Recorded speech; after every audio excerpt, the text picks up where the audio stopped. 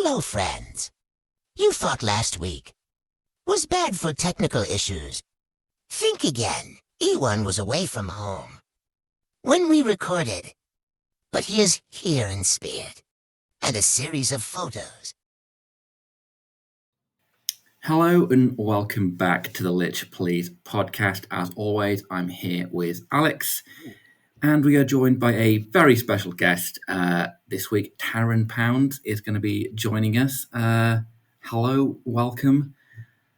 Very simple first question: how did you get into D&D? Yeah, thanks for having me. Well, I guess I want to say I started my first experience rather would probably be around like 2009, when there was a guy my mom was dating at the time who they were like really into D&D, and they had invited me out to go and play, and it just I don't think the group was really great at explaining the game to a newer person.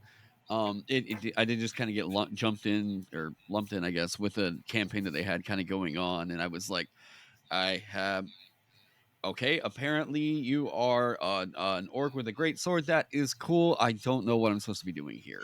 And it just didn't really totally click for me at the time. Like, this is what's going on.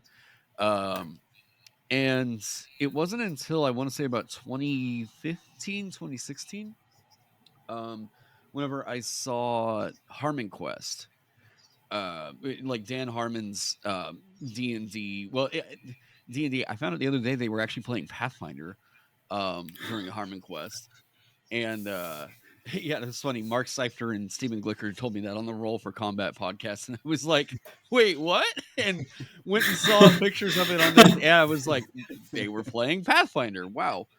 Um, so I was like, "Oh, okay. D&D is like this, right?" It was like more, I guess, uh, less of a serious affair and more of like this can be a funny thing that we're doing. And I was like, "All right, that seems more like my alley."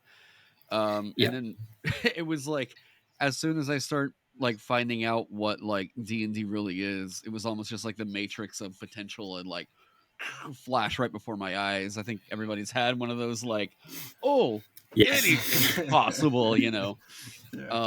So I had my awakening, I guess you could say, around like 2015, 2016. Um, After getting a group together and starting to play for a while, I was like, wait, why can't we do some things in the game? Like, it was really weird to me that Monk used only dexterity for attacks. And I was like, wait, but what if I want to just play like someone that's going to beat the hell out of somebody else? Like, I. I don't really want to play a monk that's like, precision strikes. I want to just play someone that's gonna knock someone sense, whatever. Um, and that's whenever I discovered Benjamin Huffman's pugilist class. And after like seeing that, I was like, wait, you can just make stuff for this game? And it just like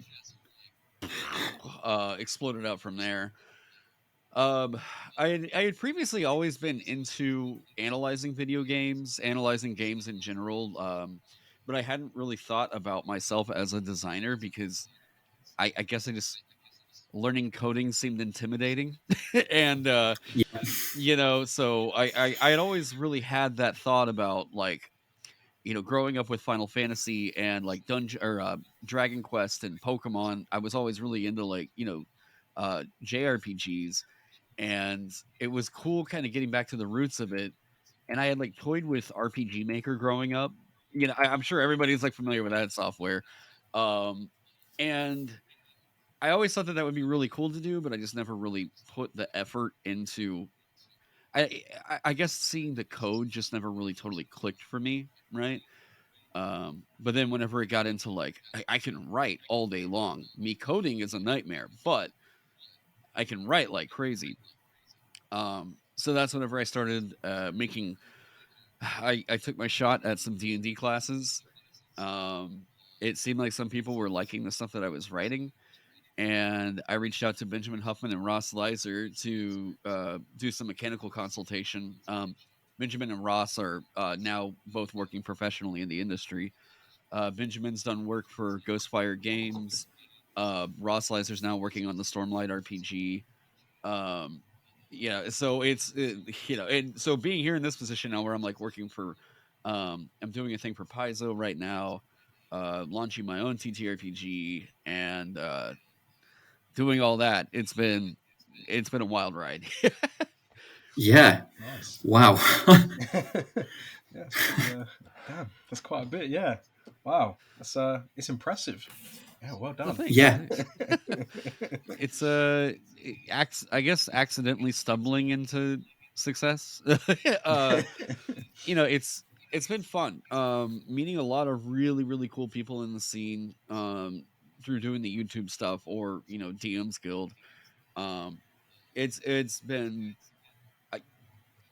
something I never would have thought 5 years ago I was going to be doing. That's for sure. Cool. So, a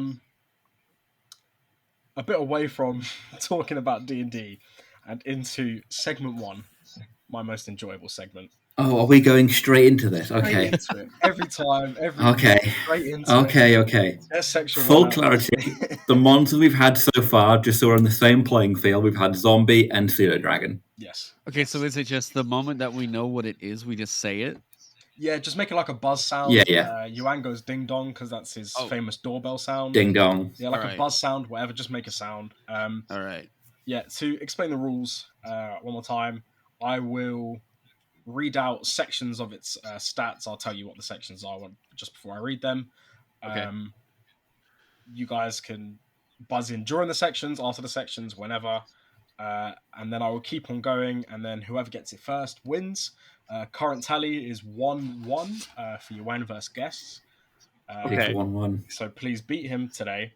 All right. Well, now the pressure's on. All right. So just for an early hint for this monster, as I've given a few hints, it's a very famous and common monster. People know this monster. Okay. It's common, but you might not know the stat sheet because I don't know how many people actually use this monster in scenarios. It's just famous. So do with that what you will. And no, I don't mean like a Tarask or Tiamat or anything. Okay. just clear that out of the way. Cool. All right. So we will start with armor class, hit points, speed, strength, dex, and con. So Okay. well, not hit points. I don't care about hit points. We can skip that. Armor class 13. Speed is 40 feet. Strength is 20. Dex is 12, and Constitution is 17. Okay. That's pretty high. Yeah. Strength is, you said 20? Strength is 20.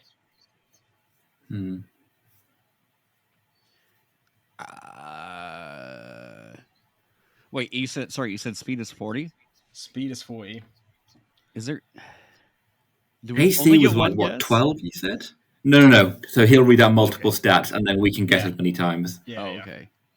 Um, I have a guess here, I guess. Cool. Go ahead. Is it an owlbear? Wow. That was the Damn it. quickest anyone's done it, by the way, just to put that out there. that is the quickest. That's impressive. The 20 strength for me was the thing where I was like, if it's really common, then that's my shot. Yeah, I guess. Yeah. I thought like people wouldn't know the stats because owlbear is like common. You just know owlbears. But I don't think people use them in scenarios much. In fact, I've never encountered one in a scenario in my D&D career. Not once, I don't think. Though I've only been playing like a year and a half, so I think I've used them occasionally as like random encounters while they're traveling. When they come up on a roll table, but not much more than that, I don't think. Yeah, I think the only time I've seen one that was like hard, like written into an adventure was Icewind Dale. Because they really wanted to feature that polar owlbear or whatever that is. Yeah, I think that's like the only time I could personally think of one. But yeah. Wow. Yuan, you got obliterated. You didn't even get a guess. I did. I didn't. I was still thinking, well, the AC is pretty low, so what can it be? And then Yeah. Wow. That was Joanne, you're down 2-1. I am down 2-1. Hey. That Okay. brings me great satisfaction. I know it does. I know it does. Yeah, so Cool. you bring on the designers and you see what happens. No. Yeah. Yeah. Yeah. Nice. Oh, that's funny. Yeah. Wow. That was actually thoroughly impressive. Everyone else, we did the whole stat sheet before anyone got anything. Hey. Yeah. So nice. Yeah. Yeah, we've spoken quite a lot on this podcast, I think, about the amount that we ourselves homebrew and the amount that you especially, Alex, you've taken on a challenge of homebrewing everyone doing your campaign a new subclass, Yes. which is an undertaking. Yes.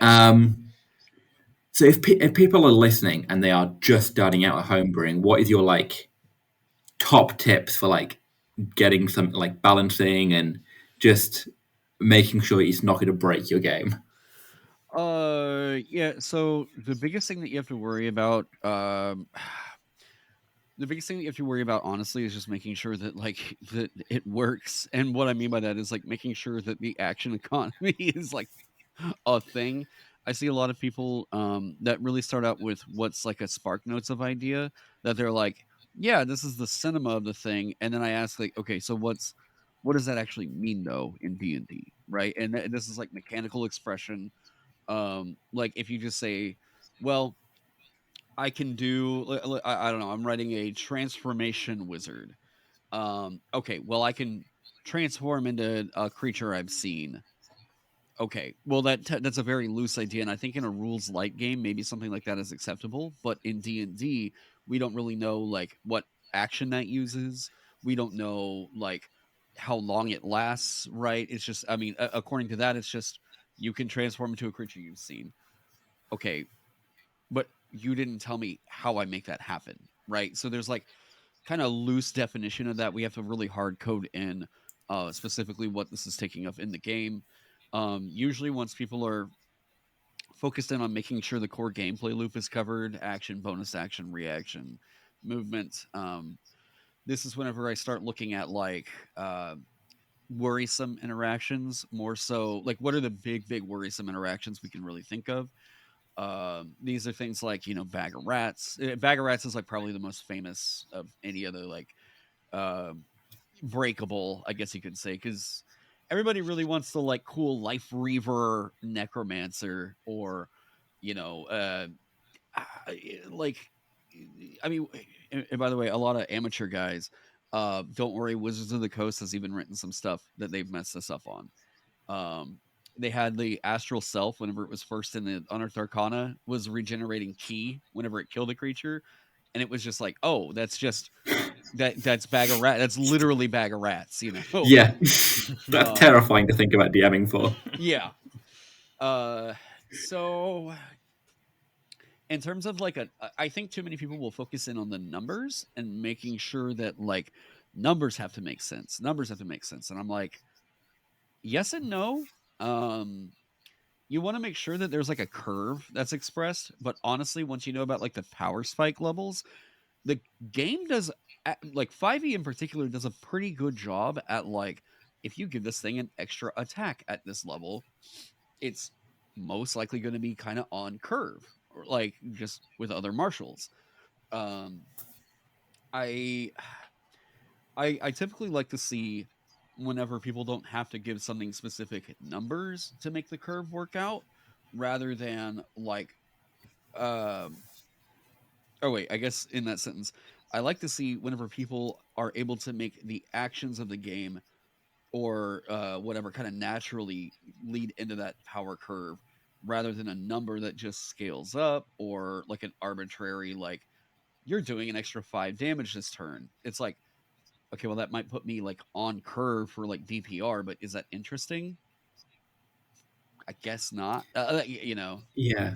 Okay. Comparative balance is also a thing that I think I see a lot of newer guys do that feels like they're doing it right. Wherein a lot of newer guys will look at this thing and say oh, okay, well they'll go pull up one of Treant Monk's videos and they'll be well, the DPR is on par, so this means it must be good. And it's like, well, not really. Like that, even Chris says insofar as like this doesn't tell you the whole picture. DPR is not a number that we can say if it is this much or whatever. This thing is well made for the game. We're still figuring out the slide of what the 2024 character power budget is going to be, and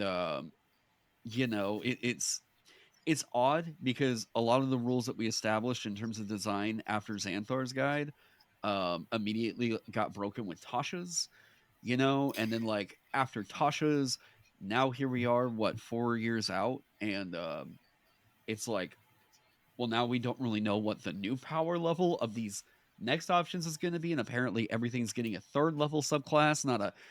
So it's adjustment, adaptation. Yeah, I hope that's helpful, but a lot of it is kind of judgment calls. Like, for me, I've said numerous times, like short resting for an hour is not my favorite thing. So to me, if I wrote a class that was like, you get back these, if it's like a warlock beat for beat, and I said, you get back your spell slots whenever you complete a ritual, to me, that seems fine because I like 10-minute short rest. But to a lot of people, they're like, that's better than warlock. And they're going to do the comparative balance thing without really thinking mechanically it's the same thing, Yeah. So yeah, it's it's kind of a toss up. Balance is subjective, but there is a point that we could say the game does objectively break. So that's what I all of us designers are always trying to kind of aim for that. Like, where do we think that line is? Yeah. Okay. Yeah. That's really interesting. It's giving me a lot to think about when I'm giving you guys stuff. I wish that there was a way more clear-cut answer. I feel like it's way more of a gradient than like once you've hit this point, it doesn't. You know what I mean?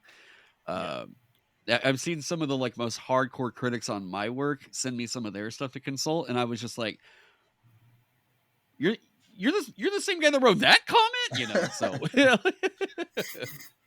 but yeah, I definitely some of it makes sense. Like the interesting part when I'm writing subclasses or doing the subclasses with people or creating my own, I tend to work more if it's interesting than do I care about like busted damage and metagaming and all that. I do tend to just prefer the interesting aspect, like fun things you can do as opposed to dice, basically, as opposed to things that require dice. Because it's just more fun. I'm making these classes for myself and other people for fun, like, Yeah, that's true. Yeah, definitely. And there's also an aspect of like what you feel is more fun to play with that I think is the other thing that like influences the way that the designer is going to feel about anything that they make. No designer is going to write something that they feel passionate about that they don't think is fun. So if there's a difference between, I think, really inspired design and writing it to fill a gap that you need in that moment. And it's not always terrible. Sometimes you do have to like meet those deadlines or whatever to fill those gaps. But like, I love seeing the passion projects whenever people are like, no, you don't understand. I had this idea. It felt really cool. I wanted to make sure it was like a thing. And whenever I see those like aha moments happen, I'm like, that feels way more inspired. Like seeing Heavy Arms Gunslinger for the first time, I was like, oh wait, I like that better than Ranger. Oh, like, and Heavy would have never started unless he had an idea that it was like, I think I figured out why this hasn't clicked yet, and yeah. Yeah, that's right. I mean, that feels very similar to what you did with Dan's subclass.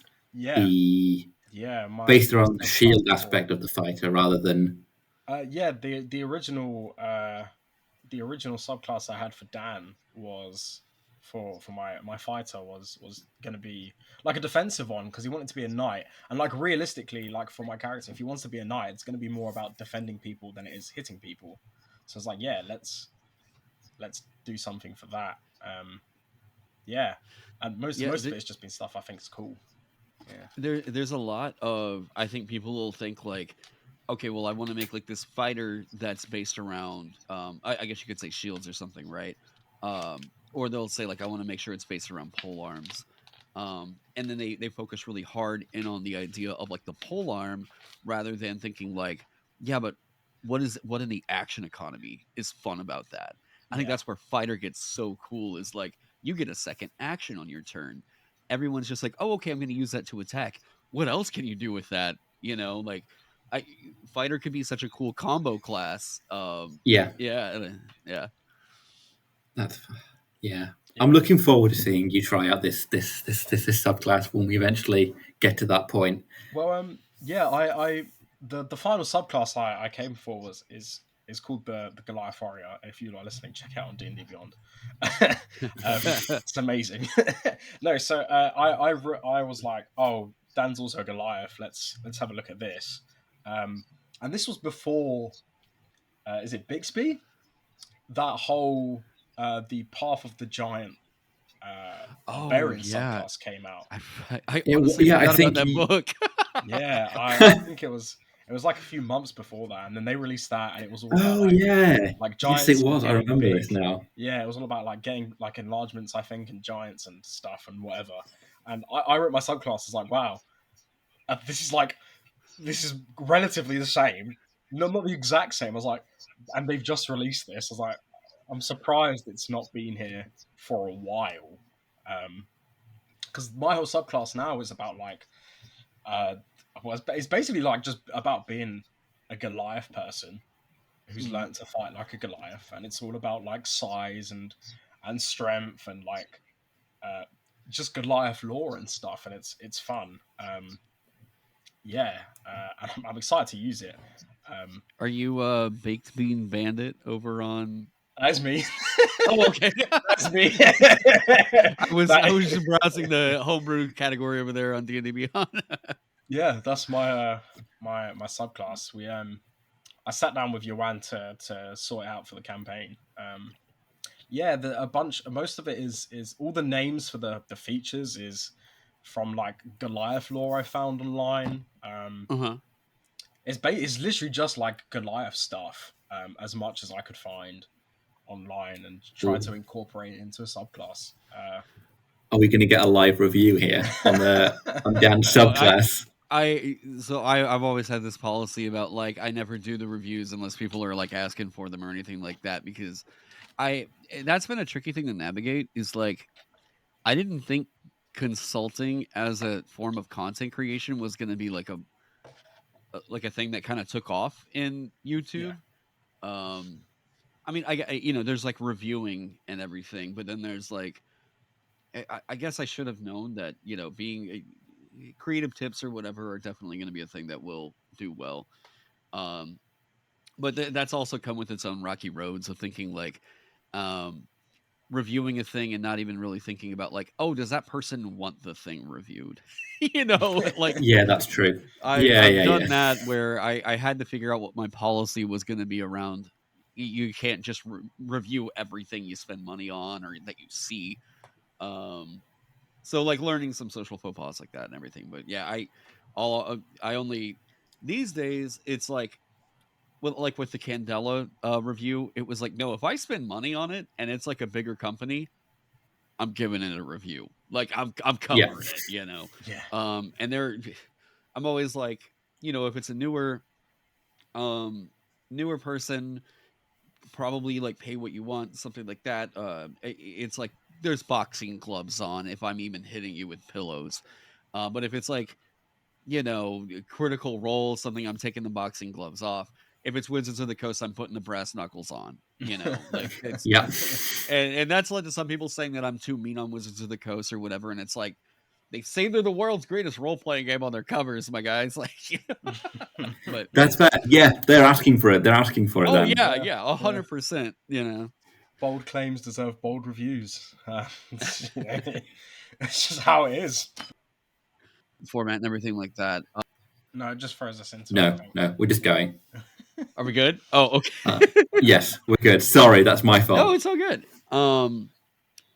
Yeah, like really, really early on. I guess when I would say really early on in 5e's phase, like 5e's life cycle, it was like Reddit was kind of the only place that you went to for like design critique or anything like that.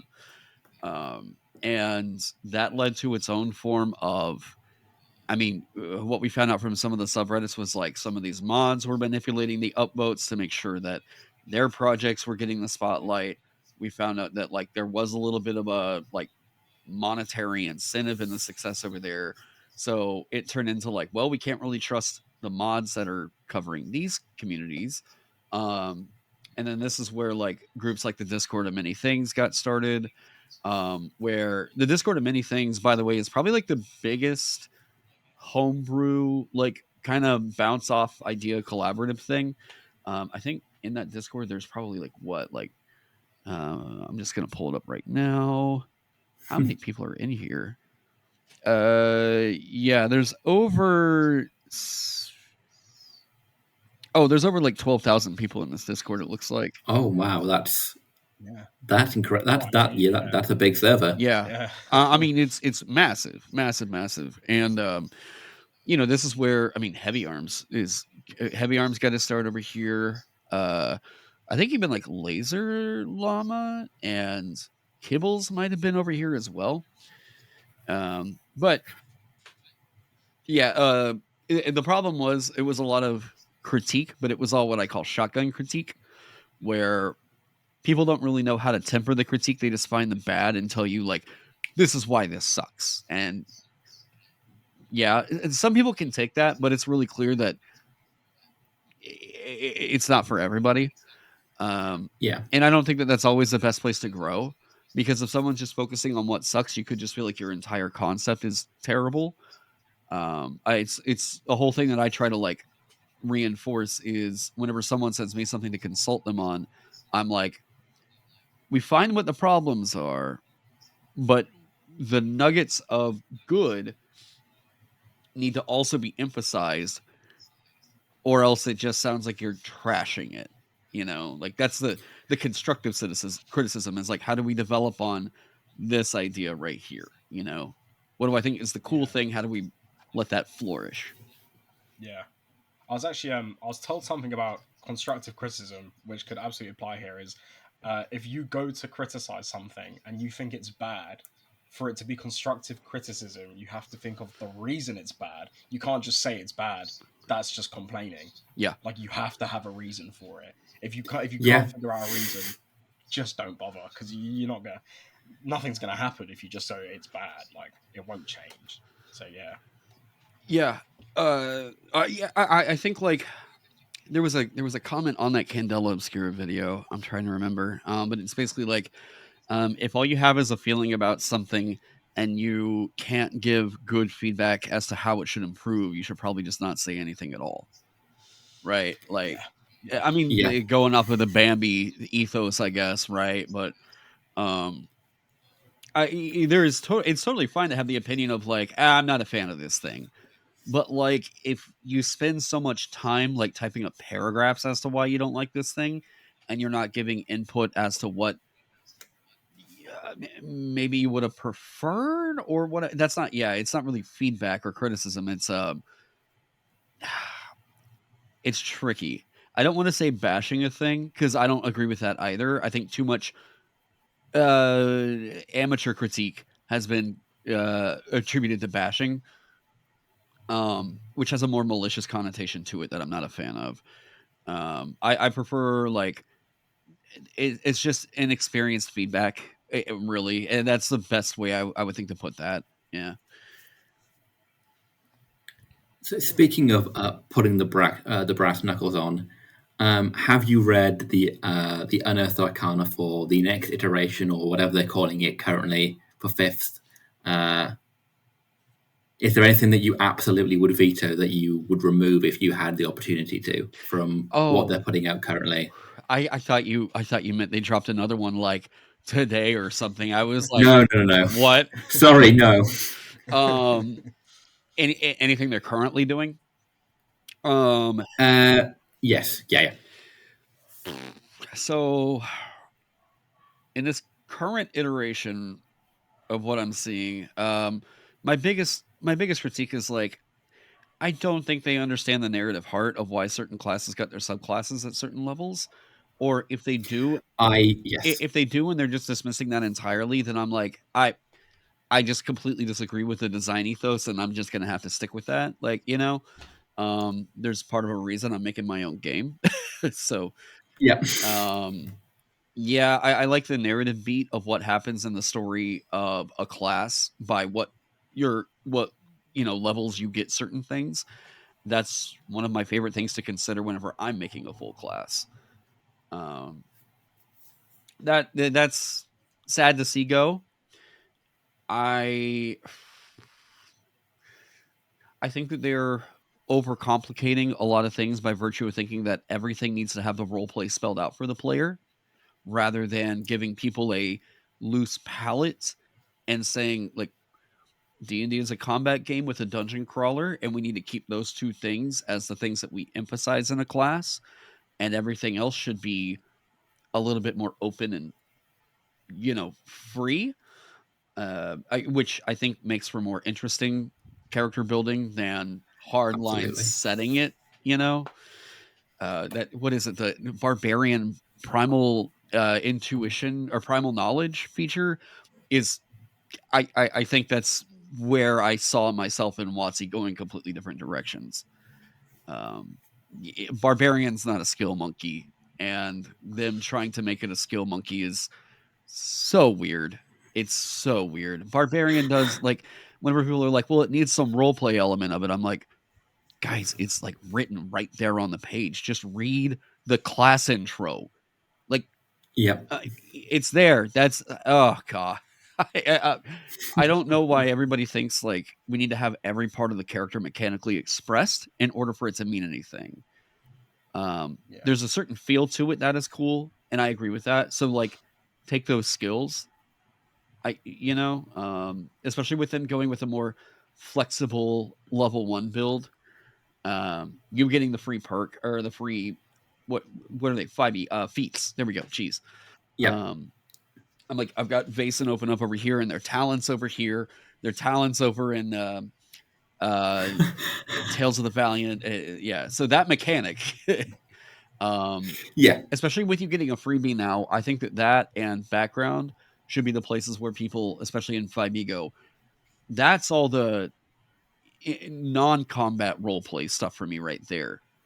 I would honestly prefer if classes focus a lot more on what it meant for the combat and exploration pillars, and everything else was left up to your background, some other choices you make. Yeah.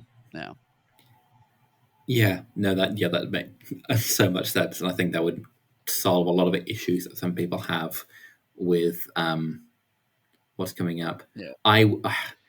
I've only recently heard, I've not been keeping up with it, that they've wanted to move the classes to level 3, and I intensely dislike it. I don't like it at all. Yeah. There's also, I mean, I don't know if you guys have heard about this, but the bard that they last showcased, if that's the bard that we're getting, it's actually non-functional in this new edition, because the last bard that they showed off was the one with the split up spell list, where like you could choose either arcane, primal, or divine, and since they're reverting all that, we don't know what this bard is doing. They're going back to class spell list, so we're like, what's happening here? And they were like, no, the bard's done, and it's like, wait, no, you guys didn't let it cook long enough. Wait, we should have seen that reprint. What happened? So no telling what they're gonna do there, but yeah, it's an odd phase. I guess it's an odd phase for WotC. Yeah, it most definitely is, and I think, especially with what happened recently, they're going to need to do something special to get people fully back on side, with people just being like, well, what else is out there, and exploring so many more just tabletop games in general. I think it's they've really shot themselves in the foot with some things that they've done. Yeah. Yeah, the crowdsourced feedback, crowdsourced design was not great. They've already got it to their layout guy, which means a lot of this is already. Well, no, wait. I'll backtrack on that. It's not that a lot of it's already done. I do know though that because they said the release date of the I said fifth month of that's what, May. They accidentally leaked the release date.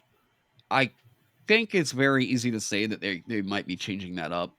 But if their deadline is May and they're hard set on a May release date, that tells me a lot of things about what their mindset is going into these playtests. That, like, the feedback on the surveys and everything for print production, getting this from, like, I think that their printers in China. If they're gonna aim for a May release, this better be already at their printer. Like, Yeah. for the kind of volume that they should be expecting for this, based off of their last edition sales, this better already be with their printer, or else I don't know what. This needs to get pushed back to a Q3, Q4 release. Releasing this in May, this is not going to have time to cook. Yeah. Oh, that's terrifying. Yeah, I don't know. Yeah. I don't really know what to tell WotC. Like, at this point, they're. I mean, seeing the other news that's come out in the last day where they're Hasbro's laying off over 1,000 of its employees. It's like, I don't know. Sinking ship, rising tide. I don't know what's going to happen here. Yeah. You know? Yeah. Yeah. It's all a bit up in the air. I think as well recently, because D&D's had like the game has had like Baldur's Gate and a bunch of media making it popular. It's they want to make it kind of expand on like media and stuff, and they aren't working towards, like, they're just working for money and stuff to make it like bigger for newer players, like more like a game, like a video game type thing, as opposed to D&D, basically, because a bunch of new players are coming in straight from Baldur's Gate, and it is different to Baldur's Gate, obviously. Yeah. Yeah. The experience there, like, if they want to go with a digital medium, I guess that's okay. But, like, I think the thing that has a lot of people worried is the idea that they won't be supporting physical anymore. Yeah. And that's the only times I see people, like, I've seen a lot of videos of people critiquing the idea that they're doing the AI DM thing. I have a community of nearly 1,000 people where I hear opinions, all this stuff about D&D news all the time. The overwhelming thing to me, if I could summarize why this seems to be a contentious part of this move, is the worry seeing WotC's current actions about whether or not they're going to support people that want the traditional experience in the future. And to people that are like, well, you can always get the original 5e books or whatever. No, they're pulling the prints. Like, as far as I've been able to see, like, I think they officially said, like, Amazon's current print run that they have on, like, their current stock is the last stock that they're going to get for 5e stuff. Oh, wow. Yeah. Okay. Let me see, because core rulebook 5e. There was a warning or something that was up about how, like, they only had a certain amount left in stock and that was going to be it. Damn. Yeah. Okay, it keeps coming up, and I don't know. It's getting to the point where it's kind of like it's a difficult one. I'm not particularly worried about AI taking over the DM space, because I don't think it's ever going to replace us as DMs, because you are just playing with your friends, and nothing can replace that experience ever. It's not. Nothing will top that. So it's not that, but yeah, removing it from. I mean, we play online, so digital isn't particularly a problem for us, really. I guess ideally, though, no one wants to play online. If everyone could play in person, they would. So in that regard, it's a terrifying prospect that they're taking it completely digital. Yeah. There's something like a book as well. A book's I feel great. like COVID and lockdown had a big impact on making things digital because people still wanted to play, and then it's online. It's just how it is. But yeah, definitely it's a very big thing if they just want to go digital. Yeah, That's true. And honestly, for me, I mean, for my money, I've really liked what Alchemy's doing. I like their VTT a whole lot. It's not doing everything as in like the 3D space and all that good stuff or whatever, but I don't need it to. I like that is such a luxury that I just feel ultimately makes the game more confusing, which that's fine. If people want that, like, people have fun the way that they have their fun. Not here to yuck anybody's yums, but to me, practically 2D like battle mat has been fine. I'm usually always playing online with my friends anyways, so like yeah. The 3D space things I think seems very short sighted. I think a lot of people got very excited about seeing the potential of that working, and then we saw other people kind of capitalize on that and make it work, and it was like, well, this is more to set up, so the DM's experience is already a little bit more clunky. It's taxing on your computer. Whenever I say that, I just mean the rig of like 80% of people out there. And I just don't know that it's the thing that most people actually really want. Especially whenever alchemy serves the purpose and does everything really nice and clean. Yeah. Yeah. I just Have you? I don't know. Sorry. I don't know. Have you seen the one that Wizards have put out through D&D and Beyond? Yeah. It's rough around the edges. We used it briefly the other day, and it's not good. It's really not good. Yeah, like WotC's whole ethos right now is to bring everything in house. They don't want to collab with people. This is like their big problem. It's a very, whenever we say like corpo mindset, it's they don't want to collaborate with the community. They ideally just want the content to make itself and have everything as proprietary systems within the company, rather than like, hey, we want to reach out to this creator over here. Like, we want to work with Roll20 and make this happen, or Tailspire, or Hero Forge, whatever. The rare exceptions that we've seen to this are only for multi-million-dollar companies and organizations. This has been Critical Role, Dungeon Dudes, and Ghostfire. So, well, okay, you could say Critical Role and Ghostfire Gaming because they produce Drakkenheim. So, like people that have had multi-million-dollar Kickstarters are getting the stuff over on D&D Beyond. And even those of us that have had our work, like me, Benjamin Huffman, Ross Leiser are like the 3 top selling class designers on the DMs Guild. Benjamin got reached out to by the DMs Guild, by D&D Beyond right before the pandemic, I want to say, to add the pugilist over there, and then the talks died.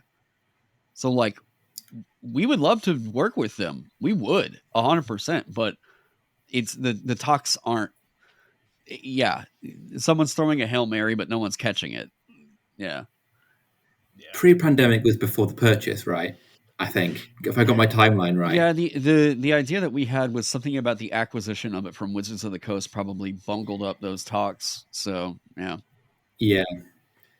But to quickly jump back to the one that they have up with on D&D Beyond, if you play through D&D Beyond and you're looking for a good VTT, there's the above VTT is a Chrome extension, free. We used it for months. It's genuinely amazing. It plugs directly into D&D Beyond.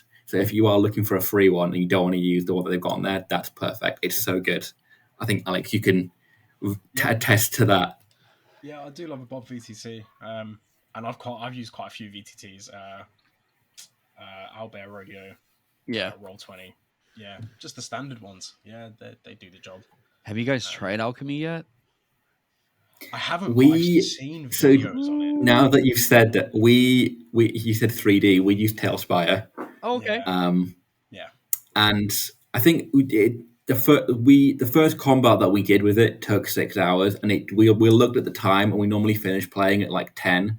I think I looked at the time and went, oh my god, it's 11:30, and none of us had noticed. We had it genuinely, I think, took our combat to a different level. It works brilliantly for us. We love it.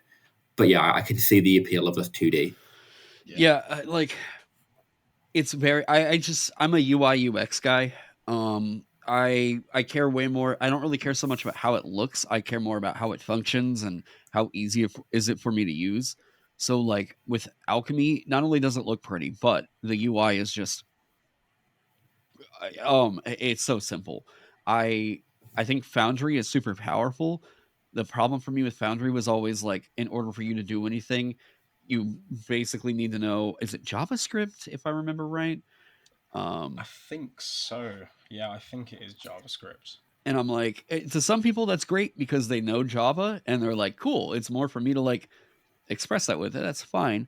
But to me, it's like, I like just dragging something into the program and it working. Yeah. Like, you know. Yeah. But yeah. Yeah, I actually I've seen videos on Alchemy. I was looking at why was I watching the videos?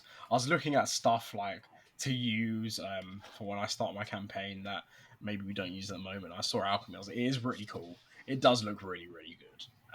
Yeah, it was definitely a consideration. Yeah, but now we've got Tailspire, so yeah. They just need a lot more content. Like Alchemy is really they're killing it with the free league stuff. I'm gonna run Vason for a couple of D&D YouTubers at some point, and I'm gonna be using it all in Alchemy because it looks so good, you know. And the video chat in Alchemy is infinitely better.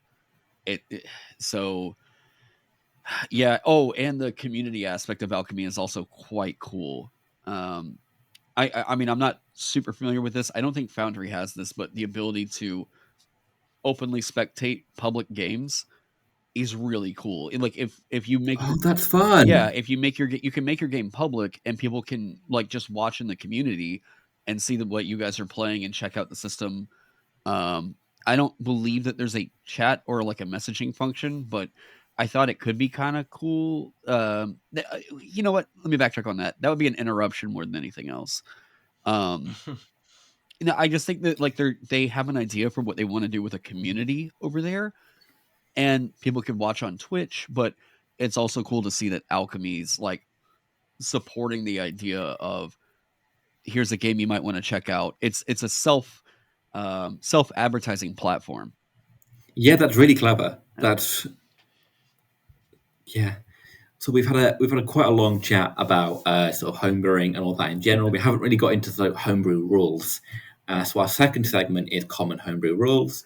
And before we get into that, are there any that you run in your games that you have run for so long, so regularly, that have just become base rules to you that you've adapted? If it's 5e that we're talking about here, there's a couple things that I feel like I have to do in order to make 5e playable. And it's part of it's like the ethos I'm taking into Vagabond as well. Short rests are 10 minutes. We went with this rule change, I think like 2 years ago, and I've never looked back. Crit and vulnerability mechanics are completely flopped. Crit doubles the damage. Vulnerability adds an extra die of damage. And I just homebrew whether or not something is like vulnerable to a damage type on the fly. That thought right there made it to where I can throw out vulnerability and people can like look up these weaknesses or whatever. And it just feels cool to have that interaction. Making trolls weak to fire and like acid felt like, oh, we're playing Pokemon, paper, scissors, rock in a way, right? Those two. I don't agree with the Matt Mercer bonus action potion rule because that feels like that makes a lot of other stuff. It's funny you mentioned that. That's the one I've picked for today.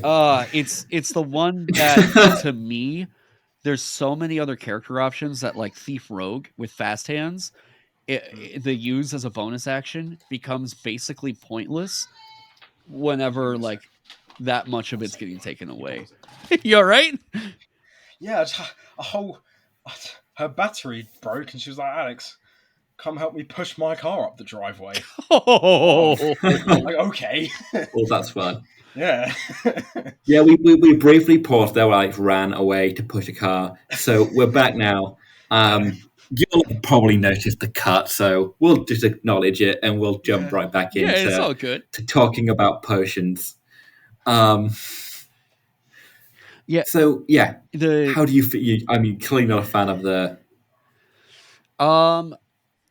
So my thing is, I think that like Thief Rogue has a lot of cool stuff going for it. That if you were to redesign Thief Rogue, maybe and give them something as a like in addition to the bonus action fast hands thing or something like that, right? Like I think that that is a really cool space.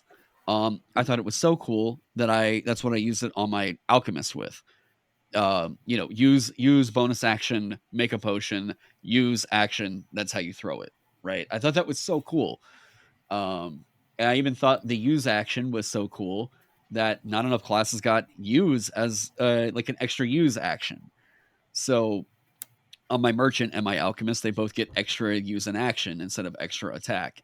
Because I thought that felt like crazy MacGyver-y, whatever. So I think that there's space to work around in that, but I think making it a universal rule to fix the one item of a potion of healing is kind of odd because people don't make this change to fix potions of gigantism or whatever. That's true. Yeah. Right. That's kind of where I'm at with that now. But does it break your game? No. But it's one of those things that I think kind of undervalues other aspects of the game by virtue of existing. But if people want to use it, I'm not like, oh yeah, that's dumb. No, it's like, yeah, sure, totally. But there's in our quick pause there, we spoke about the Baldur's Gate system for health potions, which you missed it, Alex. But we both agreed immediately that throwing the potion is absolutely never going to take off in D&D. Oh God, no! Oh, definitely not. No, I thought it was cute, but it's so hard to code into the game and also, make it objectively, it's weird. Like you're throwing a bottle of glass. Yes, it's got it, but you're throwing a bottle of glass at someone. Like it's just weird. Like yeah, it's got a healing potion in, but you're still throwing a bottle of glass and shattering it to heal someone. Like it's just a weird thing. I don't think people really think about that. It's odd. It's very odd. It is my like narrative massaging on that would basically be like, we know it's a magical substance. So it was like, it would almost be like getting a shot where it was like, yeah, you got hit by glass, but basically anything that was there like regenerates almost instantaneously. And I would be like, I could see the narrative through line for it because, I mean, literally consuming a potion, if we're talking about what D&D means for hit points, is an astonishing regeneration of your life. Like we're talking about mending wounds like instantaneously, the kind of healing that would normally only be reserved for like acts of God, but I think that like you could probably massage the narrative of it out, but this is also like one of the funny things to me with 5e is like, well, would that be an improvised weapon attack in order to do that? Or are they like, do you have to hit their AC to do that? Can you throw it at a point? True. And then do they have to make a saving throw against the thing? And then how like it's a lot. Yeah, it's a lot. When you start thinking about it, there's so many questions to run through. Yeah. There's a lot of questions there. Yeah, definitely, it will not make. I'd be thoroughly impressed if someone thought out everything and made it a thing. That'd be very impressive, but it just won't happen. The one thing I always think is really fun to ask people though is like, okay, you guys have both played a lot of D&D. It's really clear. Now I want to ask you about this. What's the interaction that happens? What number one? What type of attack am I making whenever I throw an alchemist fire? Thrown attack? Because it's What kind of thrown attack? It's not improvised weapon. I don't think It is. Is it? I would have said projectile. So, but because it's an improvised weapon attack, does it do the D4 damage from being an improvised weapon on top of the damage in the item? Yeah. Ooh, yeah. Yes. Yeah, I guess that makes like.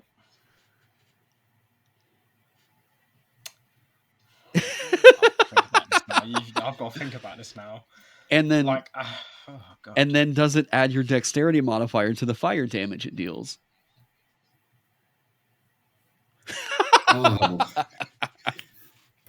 Oh, I'm never giving you alchemist fire. Jeremy Crawford has said contradictory rulings on this on more than one occasion.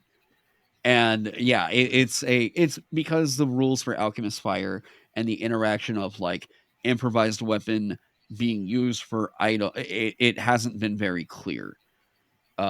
This is something that I would hope.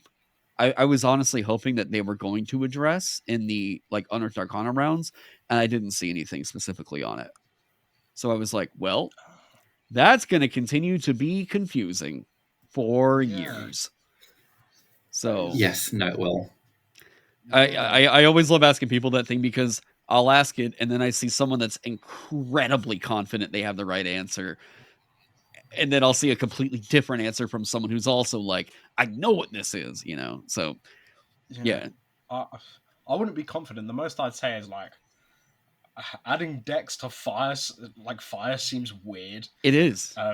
Yeah, it's just it's really odd. I can get behind adding the D4 as a thrown weapon, yes, like an improvised weapon, because as I said with the healing potion, it's a glass bottle. Like it makes sense, right? But adding dex to fire is not correct. Yeah, that's not a thing. Yeah. That should be there. Like it doesn't make sense. Oh god. Yeah, that's really bugged. I've never thought about that. It's really bugged me out. Yeah. Yeah. Oh god. One question that I have: how do you feel about a revivify? It's so core to the expectation of having a priest character in your game that like that just needs to be given to clerics at 5th level. Like I'm doing that in Vagabond, where it's like this is an expectation. I don't think that a game should ever hide the expectation of play in spell choice. So that's like part of my design ethos is I'm always like, if this is what's to be expected, it doesn't need to be an option. It needs to be a given, right? Now, like in terms of what it means for a game, like there's other games that do a bit more grim or like quote unquote realistic or grounded fantasy than the fantasy of 5e. I mean, 5e is fantasy superheroes, the game, you know, so like, yeah. But if you go over and you play something like Shadow Dark or Merkborg or Knave, these are a lot more grounded Tolkien-esque fantasy heroes. So it always depends. And I'm less likely to recommend that people remove Revivify from 5e than I am to say check out Shadow Dark. Shadow Dark is a really happy like we're gonna reel in the power of the expectations and reinforce dungeon crawl is the fun, rather than like try and tell an epic level crazy campaign over the course of years like D&D tries to do. Yeah, I can see that. My main gripe with it is I really don't like that for 300. Like it's a story reason, and it's an in-world issue that I have with it. It's for the price of 300 gold diamond, I can bring my friend back to life. And the inflation on that diamond would be insane. Then no one's selling it for 300 gold if it's a life. It's silly. Although I will say, I like the narrative behind the idea of costly material components themselves being magic. I like that so Yeah. much that I made the merchant class, where I was like, that's why it gets magic, is because like, Oh no. yeah, You said that to the wrong person. yeah, Alex loves a merchant. This sounds amazing. Like, just straight up sounds amazing. I Wow. just I love the idea from like I loved Octopath Traveler and Tress, the merchant that's over in there. I was like, there is such a fun narrative beat here for what this could mean as a character. But how do we make it like JRPGs are very high magic games, like incredibly high magic games. So it was like, I like the idea, but how do we justify in a slightly more reeled back, pulpy fantasy game like D&D that this merchant would get spell casting? That seems really weird to say that just because you open up a shop, suddenly, oh, here's Fireball. Like, so that was always a weird thing to me in trying to figure out. And then I read that there was a book they made for like second edition, where there was like a discussion from Elminster and Volo as to, and it was an interesting kind of out of character moment for a lot of the D&D books, but it was Elminster and Volo talking about the philosophy of value in material components and why it was that like material components were themselves magical, and whether or not that meant that value, the inherent value we put on a thing, is itself as magical as the idea of beauty or the study of the arcane or the divine or whatever. And that to me was so cool. I was like, yep, I'm making that a class now. And yeah. That's really cool. Well, I think you've definitely sold that class to Alex, and I think Yeah, I've actually I've had like kind of similar thought processes for my pirate campaign, and I've talked about this before. Is I'm trying to implement kind of like a second class. It's not a subclass or a class. I would call it like a role fit, like a role class or whatever. Mm-hmm. And what it is like positions, because it's going to be a pirate campaign and it's positions on the ship. Oh, And right. like it's basically like a separate like sheet of things you can do based on your position on the ship, just for like role playing and stuff, Mm-hmm. and some actions. Because like I would rather not make someone have to write a whole subclass to be the captain of a ship and just waste their subclass. Right. So it's like a role playing thing. That they like action, and it's all for, they can do stuff for ship combat as well. That's the thing. It adds to ship combat. But it's only like on the ship. It will have no relevance in the middle of nowhere, like on land. It's just solely for the ship, and I've been trying to work all of that out, like similar to figuring out how you the merchant spellcasting stuff like that. This is super random. I just saw this come up on my feed.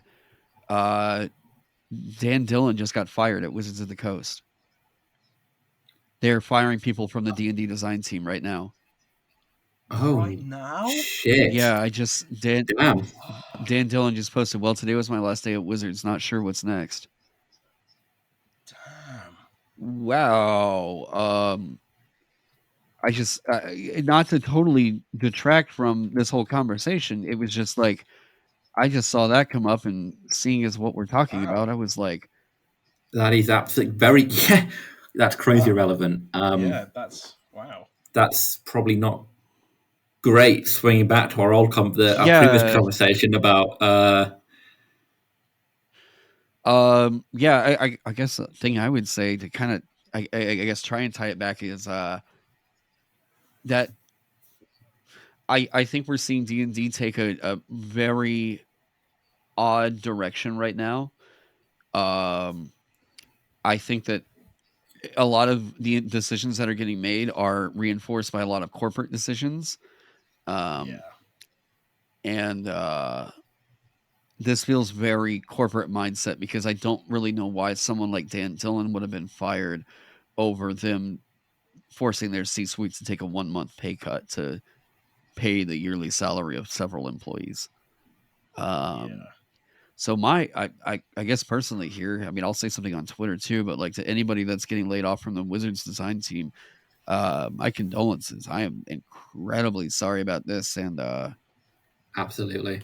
Yeah. well, I guess to kind of pull it back in on what the conversation was originally. We were remind me real quick. I need a refresh. Oh, I was talking about I'm trying to incorporate like role classes kind of like as the thing to my pirate campaign for like ships and stuff.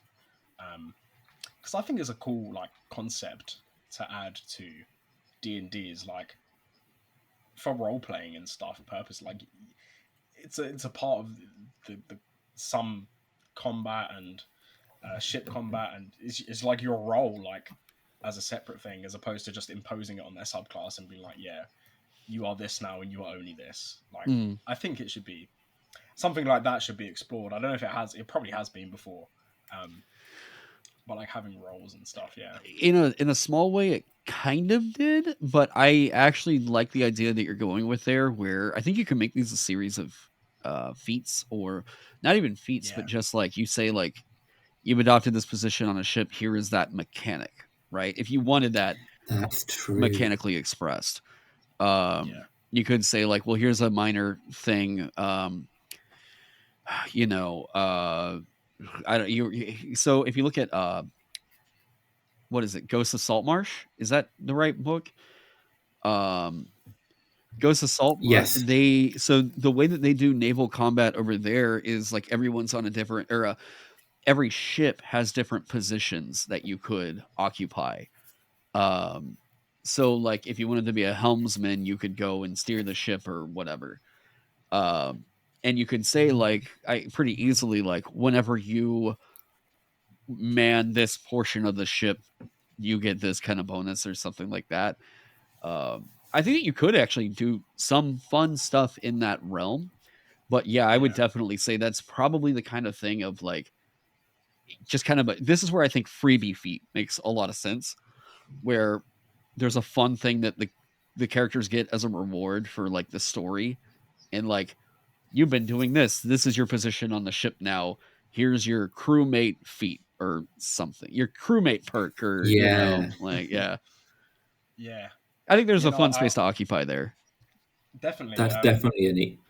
Yeah, because I want it to be like a kind of like basically like another character sheet, but you don't get like the hit point bonus and AC bonus and all that. It's just like because obviously if they start out as a pirate crew, they're not going to be as good as an experienced one.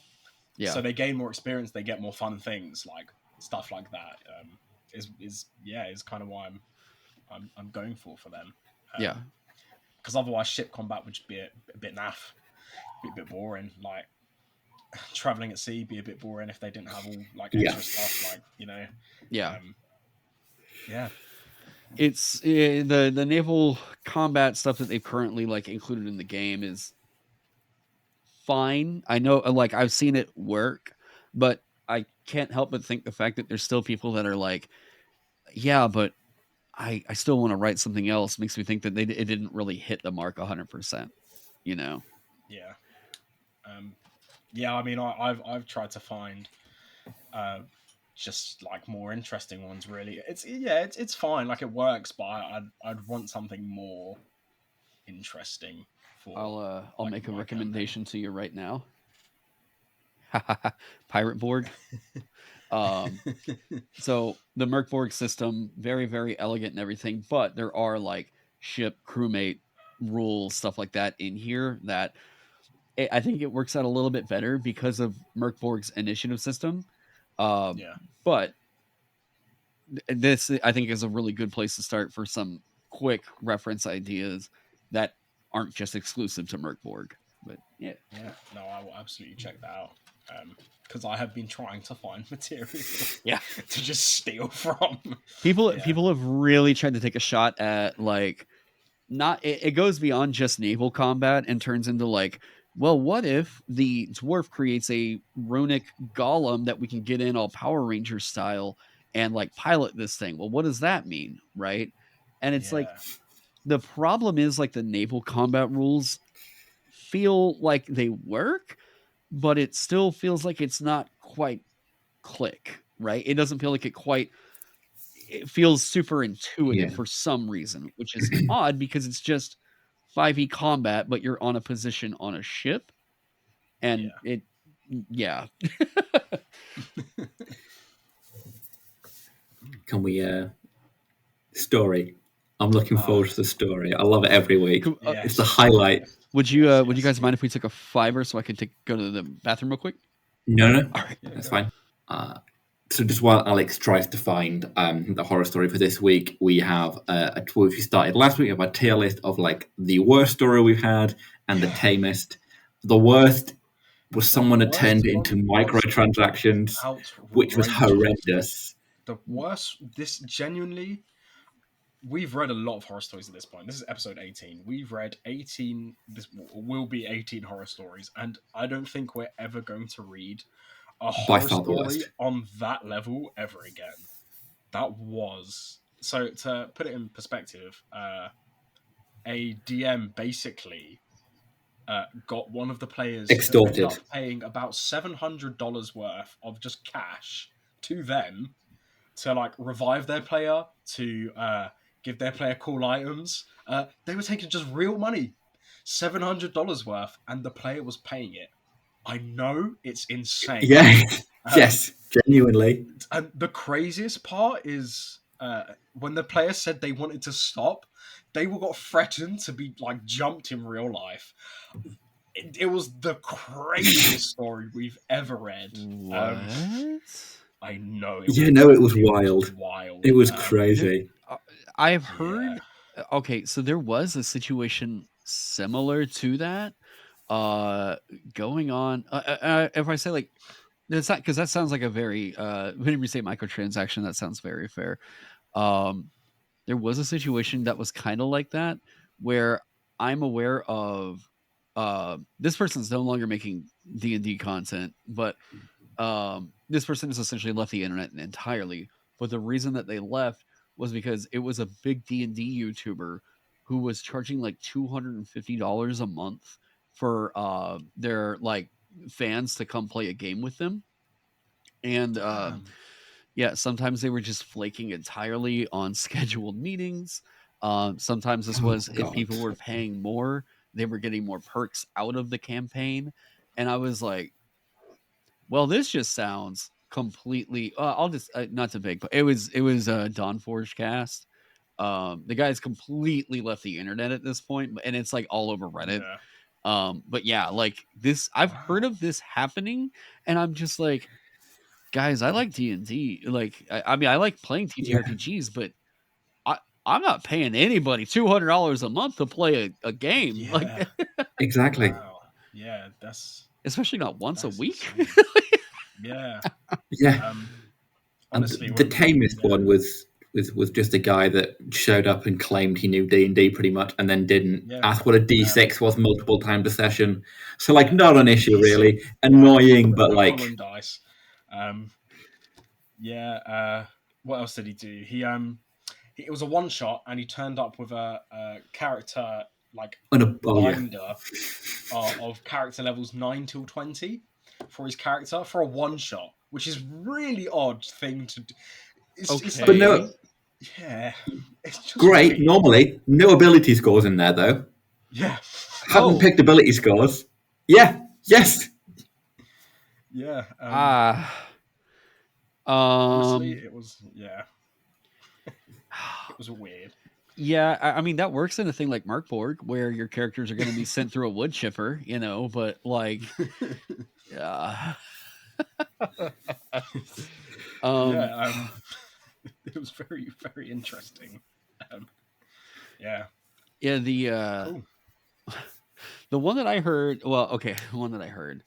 I have this as a video on my channel of a situation I went through. This is Halloween, like 2008. No, 2017. I want to say maybe 2018. So I'm a musician in the scene. And I play guitar for a lot of musicals and stuff like that. It's like my day job, quote unquote. And I was talking about I wanted to start up a horror, like, you know, over the course of a month, like a short horror campaign.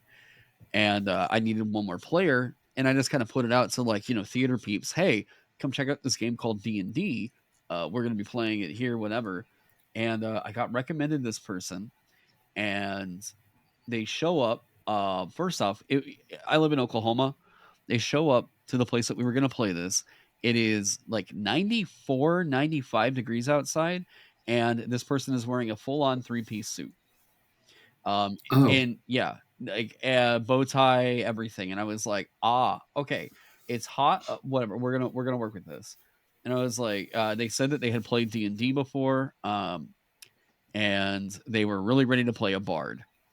That to anybody, okay, the fact that your eyebrows went up, it was like, yeah, that's the person that they yeah. were going to go for, right?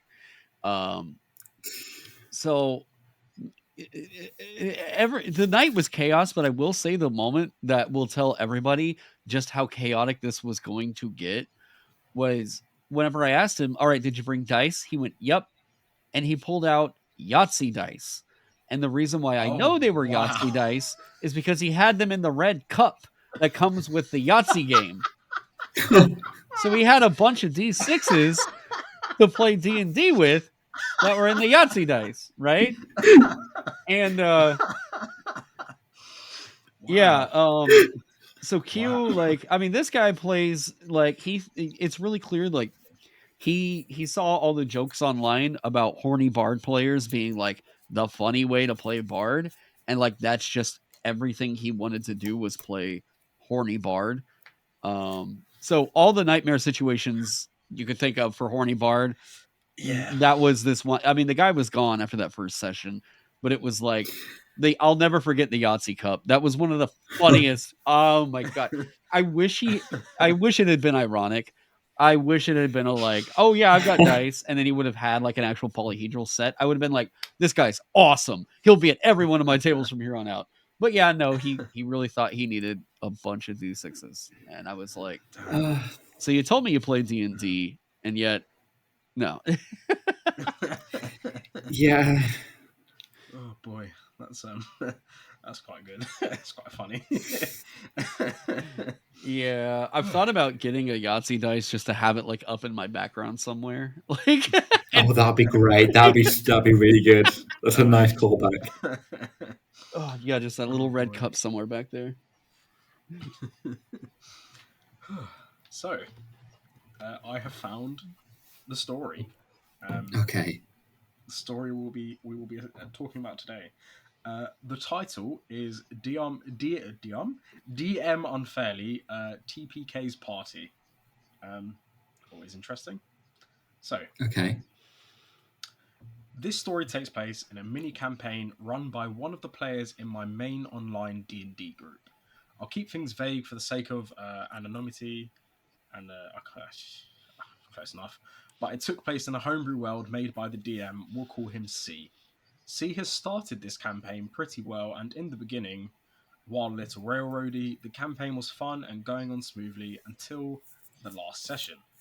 To give some more context, I'll introduce the party. Me, Oath of the Watch Paladin, H, Plasmoid Barbarian, T, Kobold Warlock, I might be wrong about that one, F, Human Rogue. So, the last session was going pretty well. The party had just arrived at a masquerade ball. Me and H's characters were pretending to be a married couple attending, while T and F snuck in the back. Bear in mind, me and H didn't have our equipment. We snuck through the party pretending to be partygoers while looking for clues, and solving the puzzle to get down to the vault holding the item we were looking for. They'd been looking for it for 2 sessions. We get to the main puzzle room, touch a spooky key, and play all the notes on the piano to open the vault door, all of which we were guided to by his plot hooks.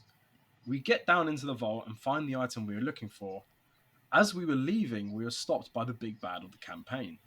This is where the unfair TPK happens. As we exit the vault, all our characters get frozen, no saves, and forced to listen to the BBG's evil monologue as he takes the item from us. After he finished his monologue, he kills all of our characters. Yep, that abruptly. No saves, no nothing. He said we had made poor decisions, and when we asked what those decisions were, he listed vague examples. That some were dumb, not dumb enough to warrant that, and some of the examples were things he made seem necessary for the plot to progress. He almost refused to explain why no saves were involved, and how my moonbeam spell was completely ineffective, asking if he was immune to radiant damage, to which I got no reply. He tried to continue with a weird afterlife thing, but we just weren't into it anymore, and the campaign fell off. If he'd started the campaign by saying he was going to kill off our characters, or at least let us fight the PvEG, even if we weren't going to, if we were going to lose, then I probably wouldn't have been as frustrated with it. But to just have a character you developed and grew to really like being killed in an unfair way for little to no reason just frustrated me to no end. I think communicating could have made the situation much less irritating. After note, we had one other player who left as soon as he saw the red flags and ceased DMing, kind of wishing I had followed his lead. It's nice. So That's rough. Like, yes. this is a. I mean, it's. I have never. I've never really heard any advice from any DM that was ever insofar good as recommending forced death of any kind. Don't like. Even if you're doing those, like, whatever, like you make the. So this is a clear communication of risk. Players should always be aware that there's some kind of risk going on, and like these sudden like aha moments, it's like, well, yeah, you're given an amount of power as a DM to arbitrate and force your hand in certain situations, but there's an amount of trust that comes with that. And like what's going to wind up happening is those players that went through that aren't going to trust you after that. So like why would they continue playing your game if like you prove that they should have no reason to trust you? Like, yeah. Not that I'm advocating for this, but the freezing with no roll, the dying with no roll.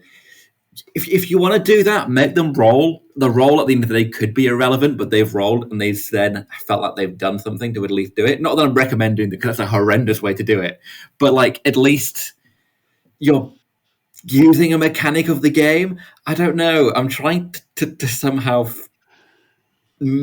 better manage it, but it's all around horrendous.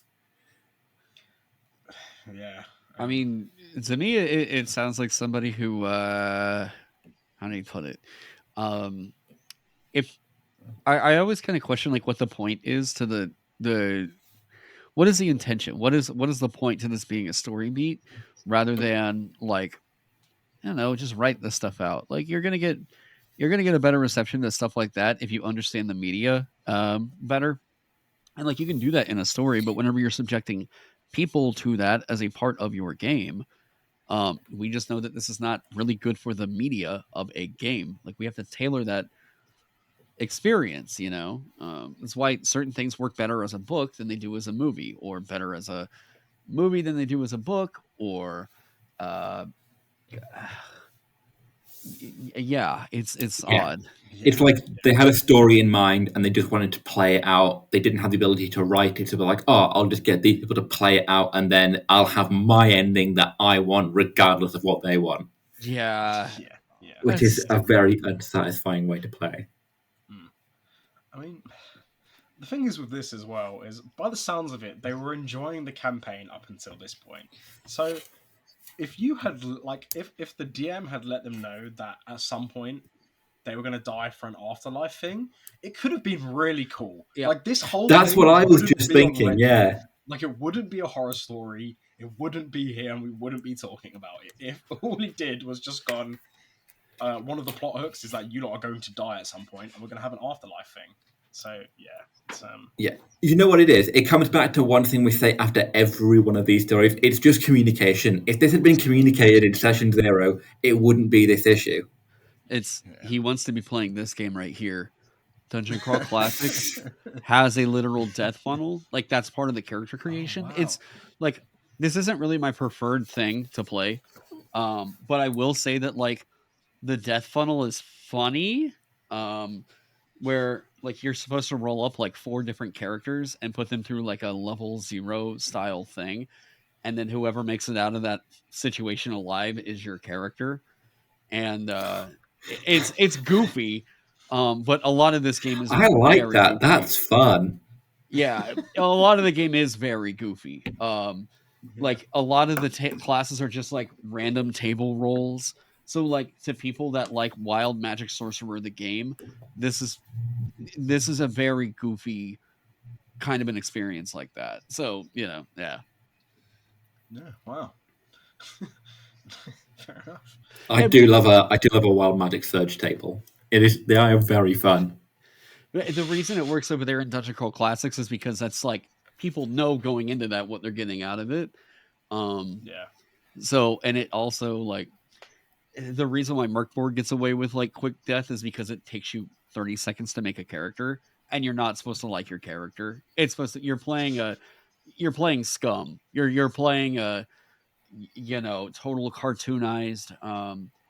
If someone shoots your jaw off, you're probably still going to be playing that character, but it's like you're playing them like this, like that's part of the intention of it, yeah.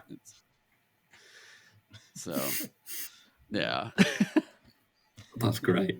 But I don't know where that ranks on our sort of table. I'd say it's not, it's like middling. The ending's bad, but at the end of the day, they all just left the campaign, so.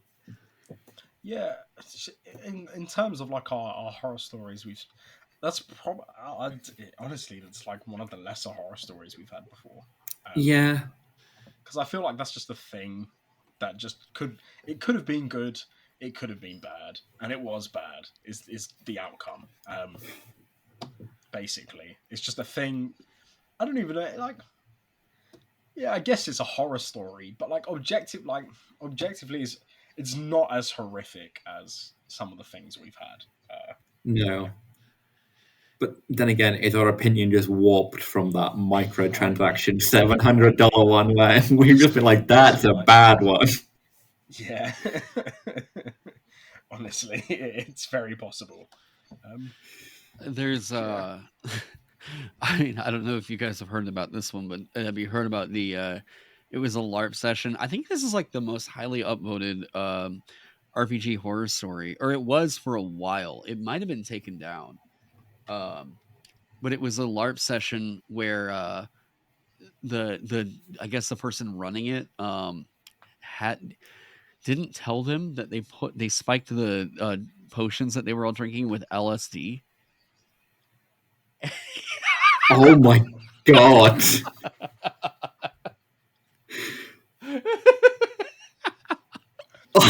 Yeah, there's a Crit Crab video out there about this one. Yeah, this was like big on Reddit whenever this first dropped. Yeah, they were LARP session.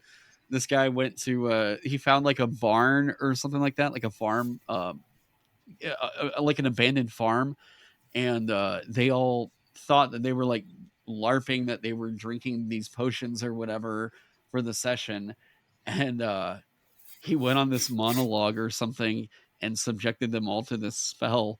And they were like, oh, okay, I'm actually tripping right now. Yeah. Just committed a crime. Yeah, oh, yeah, absolutely. I mean, he poisoned them, is what happened. Yeah. He poisoned them.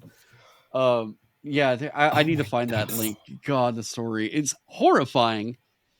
But yeah, at the moment, like, there's fun RPGs. People that do that kind of stuff are like, that's a whole other level.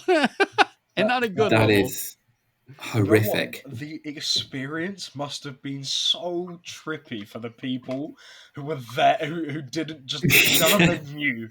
They must have thought actual things were happening. They must have tripped out insanely. Yeah. Wow. I mean, having had the experiences I have had, I can't imagine a worse. I already did not have a good time whenever I tried the stuff I tried. I cannot imagine that being in an unfamiliar territory while this person is describing to me this thing that this evil wizard or whatever warlock is doing, That's so true. I would just be like, the best I could do is like, I wanted to be in a warm bath and just hanging out, and that was already a rough time. Don't put me in an abandoned silo with some guy telling me wizards casting magic at. No. all of With a bunch of fantasy nerds too. Yeah. Honestly, at that sec, all of their fight or flights must have just kicked in, and either a riot started or people just legged it. Like, oh fucking hell, that is insane. Yeah. Wow. Well, thank you very much for joining us today. Yeah, We've thanks for having genuinely me. had the best time. It's been a very useful conversation for me personally, just getting some ideas about what I can do. I'm sure you feel the same, Alex. Oh yeah, for sure. Yeah, thank you guys for having me. Absolutely. Like, anytime. That's wonderful. So thank you very much for watching. As always, we are on everywhere you can get a podcast. We're on YouTube as well, Twitter, Instagram, TikTok. So yeah, thank you very much for watching, and we'll see you next week. Oh, before I forget, not goodbye. One final thing. If our timelines are correct, this will go out on the 30th of December. So this is our New Year's podcast. So Happy New Year before we forget. Yeah. Happy New Year, everyone. Yeah, well, see you guys hopefully next year. Thank you very much for watching.